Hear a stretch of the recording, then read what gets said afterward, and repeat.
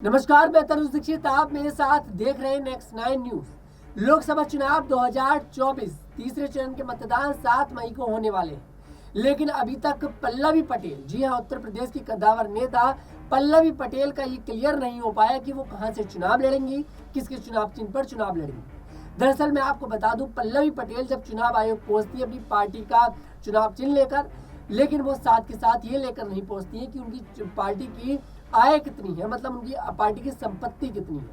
अब चुनाव आयोग इसमें एक्शन लेता है और उनका जो चुनाव चिन्ह लिफाफा होता है उसको रख लेता है।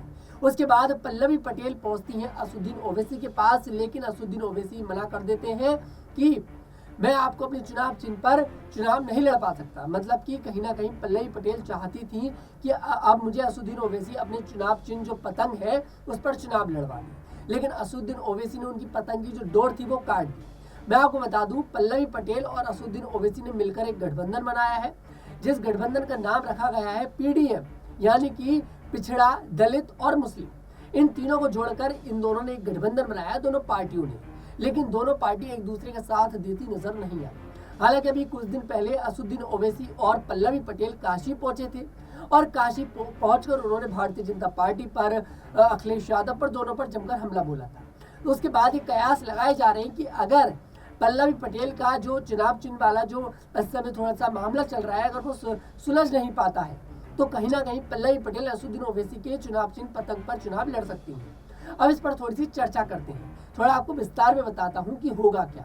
अगर पल्लवी पटेल असुद्दीन ओवैसी के चुनाव चिन्ह पर चुनाव लड़ती हैं तो उन्हें फिर असुद्दीन ओवैसी की पार्टी की नेता कहा जाएगा, मतलब उनकी जो पार्टी है वो पूरी तरह से नष्ट हो जाएगी, पूरी तरह से खत्म हो जाएगी। अगर पल्लवी पटेल निर्दलीय चुनाव लड़ती है तब भी उनकी पार्टी पूरी तरह से नष्ट हो जाएगी, खत्म हो जाएगी। और तीसरा ऑप्शन की अगर बात करें, अगर पल्लवी पटेल दोबारा अपने जो पुराने सहयोगी थे अखिलेश यादव यानी कि समाजवादी पार्टी जिसको वो छोड़कर आई थी उसमें शामिल होती हैं, तो फिर उनको ये गठबंधन भी तोड़ना पड़ेगा, अपनी पार्टी भी छोड़नी पड़ेगी। मतलब चारों तरफ खाई खाई है। पल्लवी पटेल पूरी तरह से इस चुनावी संग्राम में घिर चुकी है। पल्लवी पटेल के लिए मुश्किल कम होने का नाम नहीं ले रही है।